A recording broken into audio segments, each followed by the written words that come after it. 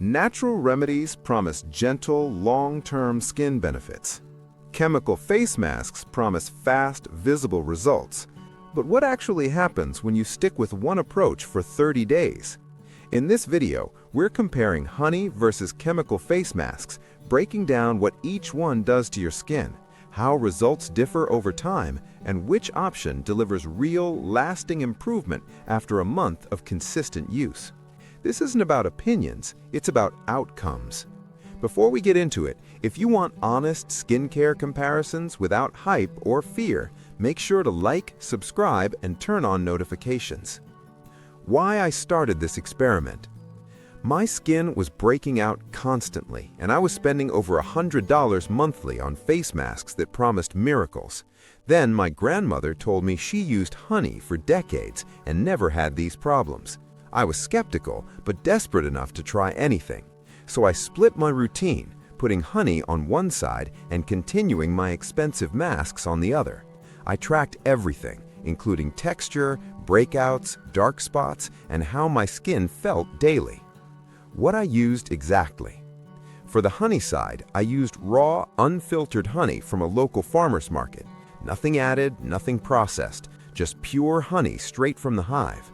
For the chemical side, I rotated between three popular masks: a clay mask with salicylic acid for deep cleaning, a sheet mask loaded with hyaluronic acid and vitamins, and a peel-off mask containing glycolic acid.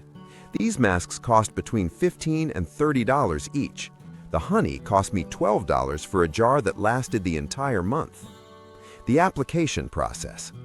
Every night, I washed my face with a gentle cleanser and patted it dry.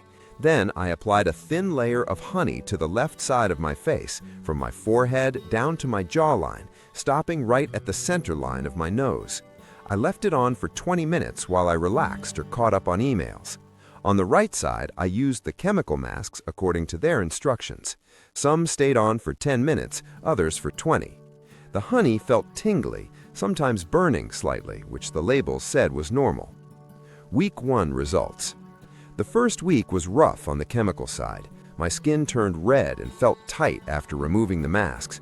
I had to load up on moisturizer to calm it down.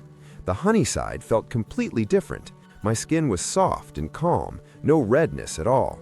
I did break out with 2 small pimples on the honey side around day 4, which worried me, but they were gone by day 6. The chemical side stayed clear of new breakouts, but looked irritated. My skin texture on the honey side started feeling smoother. The chemical side felt rough and flaky despite the moisturizer. Week 2 observations. By week 2, things got interesting. The honey side was glowing. I'm not exaggerating. People at work asked if I was using a new highlighter. My skin just looked healthier and more alive. The chemical side was still dealing with redness, especially after the clay mask nights. I noticed my dark spots from old acne scars were fading faster on the honey side. The chemical side showed some fading too, but not as noticeably. My pores looked smaller on both sides, but the honey side had this overall smoothness that the chemical side lacked. Week 3 changes. Week 3 brought the biggest surprise. The chemical side finally calmed down and started looking good. The products were working, my skin was clearer and brighter, but the honey side was still ahead. What really stood out was how my skin felt throughout the day.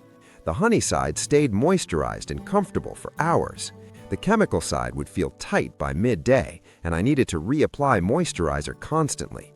I also noticed the honey side had fewer clogged pores.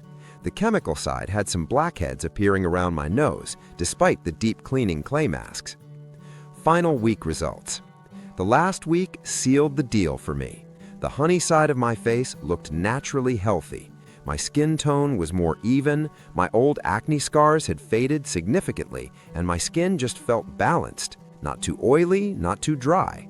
The chemical side looked good too, do not get me wrong. It was clear and bright, but it still needed constant moisturizer and felt sensitive to touch. When I skipped a night of moisturizer on the chemical side, my skin felt uncomfortable. The honey side was fine either way. Measuring the differences. I took close-up photos every 3 days, and the difference was clear. The honey side had fewer fine lines around my eyes and mouth. My skin elasticity improved on that side too.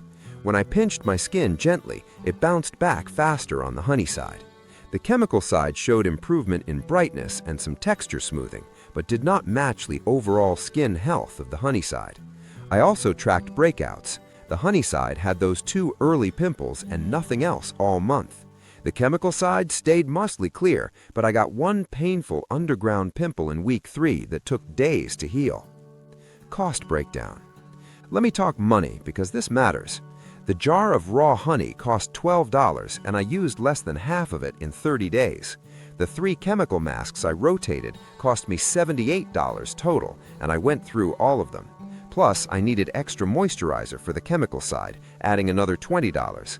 So the honey side cost me about $6 for the month, while the chemical side cost close to $100. That's a massive difference for results that were actually better on the cheaper side. What I learned about ingredients.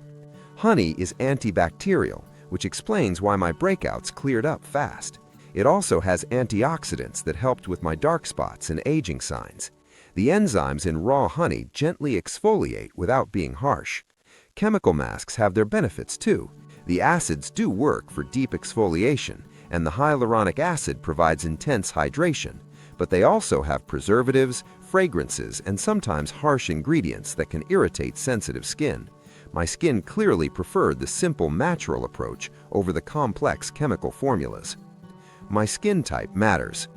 I have combination skin that leans oily in my T-zone and dry on my cheeks. The honey worked perfectly for this because it balanced everything out. It didn't make my oily areas worse or leave my dry areas feeling tight. The chemical masks were hit or miss. The clay mask was great for my oily zones, but too drying for my cheeks. The hydrating sheet masks felt good on dry areas, but sometimes made my T-zone greasy. If you have very different skin concerns, your results might vary from mine. Long-term thoughts. After this experiment, I switched to honey masks entirely. My skin has never looked better, and I'm saving so much money. I still use a chemical exfoliant once a week for deeper cleaning, but honey is my go-to mask now. The results are consistent, my skin stays happy, and I don't have to worry about harsh reactions. For anyone considering trying this, I recommend starting slow. Maybe do honey masks twice a week and see how your skin responds before committing to a daily routine like I did. Short-term results can be impressive, but long-term skin health depends on balance, tolerance, and consistency. Whether natural or chemical, the best choice is the one your skin can sustain. So tell me, would you try a 30-day skincare experiment like this? Or have you already noticed differences between natural and clinical treatments? Share your experience in the comments. If this video helped you think more critically about skincare results, don't forget to like, subscribe, and share it with someone curious about what really works over time. Thanks for watching. I'll see you in the next one.